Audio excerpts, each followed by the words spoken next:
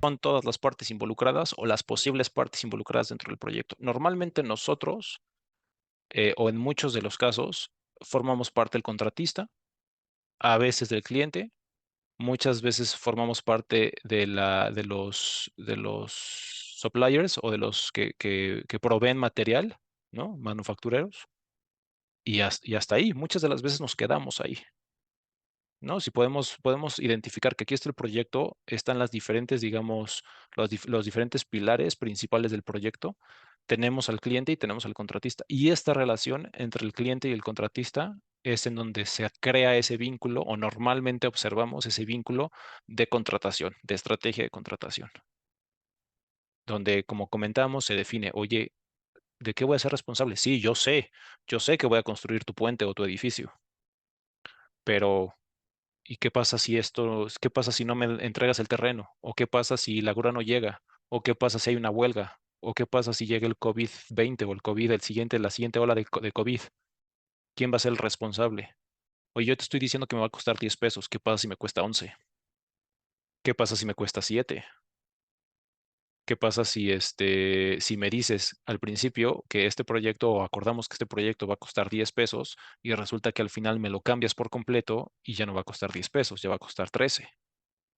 Entonces, todas estas variables influyen para que se defina esa estrategia de contratación, ese contrato, qué es lo que va a decir ese contrato. Y por eso es sumamente importante. Muchas de las veces, nosotros también, y seguramente a todos ustedes les ha pasado, que entras a un proyecto y ya está definido el contrato, ya se firmó, tú ya nada más entras a colar, tú ya nada más entras a proveer un material, tú ya nada más entras como subcontratista a hacer una instalación, pero ya se definió el contrato. Bueno, cual sea tu labor dentro del proyecto, hay que revisar ese contrato y hay que determinar y hay que saber en qué cancha estamos, cuáles son las reglas. Es como si te meten a un partido y te meten a un partido de fútbol, o te meten a un partido de fútbol 7 o un fútbol rápido, o de repente te meten a un partido de fútbol americano.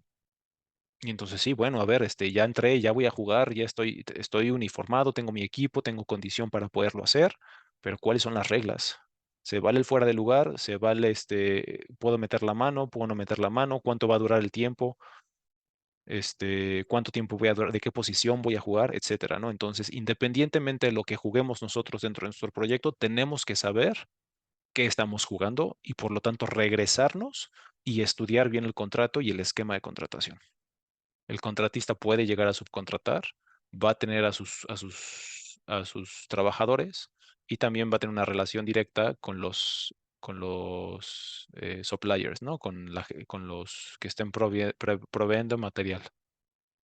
Entonces hay una relación, fíjense, simplemente si ustedes son contratistas, simplemente las flechas que unen o con las que llega a interactuar el contratista con el proyecto, aquí hay una, con el cliente, dos, subcontratista, tres, con los trabajadores, con los suppliers, y aquí está la otra. Cuatro, y es más, y estas son varias, ¿no? Entonces, una, dos, tres, cuatro, cinco, seis, siete, ocho, nueve. De entrada, tú como contratista tienes una relación o podrías llegar a tener 9 diferentes tipos de relaciones con diferentes entidades, partes, interesados dentro de tu proyecto, ¿no? Entonces, de entrada tienes 9 contratos, la importancia de los contratos y la importancia de saber qué estrategia de contratación utilizas. Entonces, ahora sí, tú eres contratista o tú eres cliente, nos enfocamos en esta parte ahorita, ¿no? En la parte del cliente o contratista. Ahora sí, cuáles son las diferentes estrategias de contratación. Entonces, las más comunes son estas tres. Y seguramente las han escuchado, seguramente las han utilizado, muchas de las veces las han utilizado porque así es como se determina dentro de la organización o porque el cliente lo determina. Si trabajan para entidades públicas, llega a suceder mucho esto. Trabajas para Pemex, para CFE, para alguna organización pública, te dicen, este es el contrato y ese es el contrato. Oye, pero es que aquí me dice que el riesgo de no sé qué, entonces me lo estás pasando a mí, yo no te... Ese es el contrato. Oye, pero entonces, ¿qué pasa si llega el COVID y yo estoy construyendo y me cierran la obra y no puedo seguir construyendo? Este es el contrato, ¿no? Entonces, no hay flexibilidad en ese sentido y por lo tanto, con mayor razón, hay que saber las ventajas y las desventajas de ese contrato.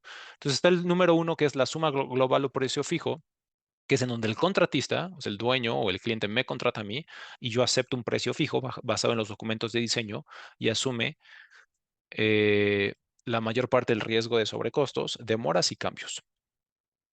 ¿Qué quiere decir esto? A mí me dice el cliente, aquí están los planos, así es como lo quiero construir un puente o un edificio con estas características. Tú pásame tú dime cuánto me vas a cobrar y acordamos ese precio. No, pues sabes que te voy a cobrar 10 millones de dólares. Perfecto. Tú ganaste, tú fuiste el mejor postor, tú fuiste el que mejor cumpliste con todas las especificaciones técnicas y fuiste el que me ofreció un mejor precio, entonces te lo voy a adjudicar a ti. Y ya. Entonces tú, como contratista, tienes que construir ese edificio que venía en esos planos y en esas especificaciones por 10 millones de dólares.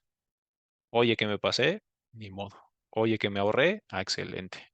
Oye, que cambiaron las especificaciones. Bueno, entonces dentro del contrato hay que cambiar, porque si me dices que si yo te digo que me va a costar 10 millones de dólares construir un edificio de 5 pisos y de repente me lo cambias a 10, pues ya no me va a costar lo mismo. Entonces ahí tiene que haber una cláusula que si hay modificaciones entran como órdenes de cambio. Excelente, ok. Entonces, ¿no? Ahí vamos. Pero si todo se mantiene igual y si el diseño y todas las especificaciones quedan muy bien definidas desde el principio, ese contrato también puede llegar a ser una muy buena opción para el contratista y también para el cliente, ¿eh? Ahora, ¿qué pasa y cuándo no se utiliza este esquema? Cuando no está definido bien el diseño o el objetivo. No sabe el cliente si va a tener 3, 4, 10 pisos su edificio o los acabados de qué van a ser. No sabe todavía. O sabes que a lo mejor no se quiere meter el cliente y dice, ¿sabes qué? Yo no sé de esto, yo no sé de construcción, no sé. Yo simplemente tengo la lana, me hicieron aquí un plan como de negocios en donde si construyo esto y luego lo rento, entonces voy a ganar más lana en un futuro. Entonces yo nada más tengo la lana, sé que tengo que construir, te contrato a ti porque tú sabes. Yo no estoy dispuesto a perder mi tiempo y mi esfuerzo para estarte checando todos los días cómo vas con la obra y cuánto gastaste y si te costó menos o más. No me importa. Yo te paso el paquete, yo te voy a pagar bajo este esquema y tú me lo construyes en este plazo que acordemos. Perfecto. Oye, ¿cómo yo, cliente, me voy a asegurar de que si realmente estás construyendo todo lo que dice en el diseño y en los planos? Pues te contrato una supervisora. Entonces la supervisora se va a encargar de estar vigilándote todos los días y va a estar ahí en sitio contigo, viendo y evaluando a ver si realmente estás cumpliendo. Excelente. Siguiente esquema, costo adicional. El contratista acepta las condiciones reales más una tarifa por ganancias y gastos generales. El propietario, el cliente, asume la mayor parte del riesgo de sobrecostos o demoras y cambios. ¿Qué quiere decir? Tu contratista me vas diciendo cuánto te va costando todo lo que vas haciendo y me vas reportando y me vas diciendo, mira, pues ya puse esta losa y me costó esto. Oye, ya colé esto y ya entonces me costó lo otro. Oye, ya el equipo eléctrico, mira, el cable me está costando X por cada kilómetro de cable y ya lo estoy instalando y me está costando esto la instalación. Y así van supervisando y viendo y monitoreando constantemente y cuáles son tus gastos y cuáles son tus costos y cuáles son tus directos y tus indirectos y bla, bla, bla. Y al final, ok, perfecto, ya se construyó, te costó todo esto, aquí está todo lo que te costó y aparte te doy tu ganancia, ¿no? Porque pues de eso vives, entonces toma, te doy el 10, 15, 20, 30% de ganancia como acordamos, ¿sale? ¿Qué pasa si el proyecto, si tú como cliente o como dueño creíste que te iba a costar 10 millones de dólares y de repente te costó 13 millones de dólares? Pues yo como cliente tuve que pagar ese adicional. ¿No? Porque yo estuve viendo lo que te costó, ¿no? Yo estuve viendo tal cual todos los días, yo checaba lo que te costaba y si realmente costaba eso. Entonces, pues sí, eso es lo que cuesta, ¿no? Yo como cliente tengo que pagar el valor justo de lo que estoy construyendo y eso es lo que cuesta y lo estoy viendo, no me estás engañando, ¿no? Adecuado para proyectos de alto riesgo o incertidumbre donde se prioriza la flexibilidad y la colaboración. Flexibilidad y comunicación, hay colaboración y hay mucho riesgo. ¿Por qué? Porque hay mucha incertidumbre. No sabemos cuánto me va a costar hasta que lleguemos al punto en el que tenga que comprarlo y voy a tener que pagar por él. Ahí me voy a dar cuenta cuánto me va a costar.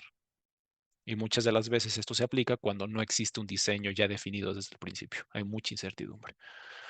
Y luego viene el del precio máximo garantizado, que dice, el contratista acepta los costos reales más una tarifa que no excede el precio máximo acordado por adelantado. comparte los ahorros y el costo real es menor, y esto es adecuado para proyectos de riesgo e incertidumbre moderados. Es una combinación entre los dos, si se fijan. Es, vamos a trabajar en conjunto, vamos sí a darle seguimiento a todos los gastos y todos los costos que tú tengas en el proyecto, pero tampoco hay que pasarnos, ¿no? Porque pues tampoco tengo dinero ilimitado. Entonces va a haber un límite, ¿no? Y ese límite lo vamos a compartir y las ganancias las vamos a, ¿no? O sea, va a haber una buena colaboración y una buena forma de trabajar en donde tú te preocupas por mí y yo me preocupo por ti, ¿sale? ¿Cómo eliges estos esquemas o cuáles son los que te convienen al final, ¿no? ¿Cómo sabes cuál elegir, cuándo elegir el tipo de contrato A, B o C? Bueno, pues depende de muchos factores. Depende del tamaño, ya mencionamos algunos, pero depende del tamaño del proyecto, el alcance, la complejidad, la ubicación, la duración. Muchas de las veces, pues, sobre todo proyectos muy grandes, complejos, proyectos de 10 años. Yo ahorita ya necesito iniciar el proyecto, pero no sé cómo se va a ver mi proyecto. Yo sé que quiero construir algo, yo sé que quiero tener un aeropuerto aquí, pero no sé cómo se va a ver no sé cuáles van a ser los acabados de los baños de mi aeropuerto. Sé que ahorita necesito limpiar el terreno, necesito ver todo el tema de cimentaciones, necesito ver todo el tema de estructuras a lo mejor, pero en cuestión de sistemas, acabados, módulos, tipos de luminarias, todo eso no lo tengo definido ahorita. La duración del proyecto es tan grande y el proyecto es tan vasto y es tan complejo que ahorita yo no sé, no tengo claro qué es lo que voy a instalar y por lo tanto yo no te puedo decir, yo como contratista no te puedo decir tal cual cuánto me va a costar. Porque ahorita te digo, hay luminarias que te cuestan 5 pesos o hay luminarias que te cuestan 3,000, 5,000 pesos. Y sí. Y entonces esas multiplícalas por 200 o por 2,000, porque vas a tener 2,000 luminarias dentro de una terminal de, este, de avión, de aeropuerto. Entonces no tienes la información suficiente para determinar eso. Entonces, por lo tanto, escoges un esquema de contratación que se acople a ese tipo de proyectos. Las preferencias, las expectativas, las capacidades del propietario, lo que comentábamos. Yo como propietario, yo como cliente, no me interesa meterme, no me interesa, no tengo la capacidad, no tengo el conocimiento, no tengo el equipo para estar yo como gestionando todo el proyecto de la mano durante 10 años. Entonces, contrato a alguien más. Delego toda esa parte. ¿Cómo lo voy a delegar o cómo me lo voy a quitar de encima a través de una estrategia de contratación? Se debe tener en cuenta la disponibilidad, la capacidad, la competencia, la reputación de los diseñadores, contratistas y subcontratistas en el mercado. Es muy común también eso. Yo quiero construir el Tren Maya. Voy a construir el Tren Maya. Nunca hemos aquí en México construido, son pocos los que han construido ese tipo de proyectos aquí en México. No tenemos la capacidad constructiva y la mano de obra y el expertise aquí en México para poder construir ese tipo de proyectos. Necesitamos el asesoramiento, necesitamos la ayuda, necesitamos la colaboración de un experto de algún otro lado que nos pueda venir ¿no? A determinar, a instruir, a ayudar a construir este megaproyecto. Entonces, esa disponibilidad de sus contratistas va a determinar también, nuevamente, la estrategia de contratación. Y por último, pero no menos importante, el tema de reglamentaciones, las leyes, los códigos, las normas que se aplican en el proyecto, el tema de seguros, de fianzas, de garantías. Esto también es muy importante y regresando al tema de los proyectos de inversión pública. Pemex, CFE y todas estas entidades públicas te dicen, no, tú tienes que tener seguro, fianza y garantías de este tipo y de estas capacidades, si no, no te contrato a ti. Y eso hace que tú te protejas, el otro se protege, si pasa algo que se sale de las manos, ¿no? La idea de todo esto es de que si hay contingencias y existen unos riesgos muy altos, muy grandes, exista un mecanismo de defensa, ¿no? Es un escudo ante ciertas incertidumbres. Todos estos elementos, y esta me gusta, esta última oración, la voy a poner en negritos. Todos estos elementos determinan el nivel de incertidumbre y riesgo del proyecto, así como el grado de integración y coordinación requerido entre los participantes. Nuevamente, todos estos elementos determinan el nivel de incertidumbre y riesgo del proyecto, así como el grado de integración y coordinación requerido entre los participantes. Estamos hablando de incertidumbre, estamos hablando de riesgos del proyecto, estamos hablando de la integración y la coordinación de todos los participantes o de los interesados. La semana pasada hablamos, perdón, el mes pasado hablamos acerca de los riesgos de los proyectos. Entonces, si se fijan, están altamente relacionados todo el tema de las incertidumbres, de los riesgos, de los métodos de mitigación de esos mismos riesgos con las estrategias de contratación.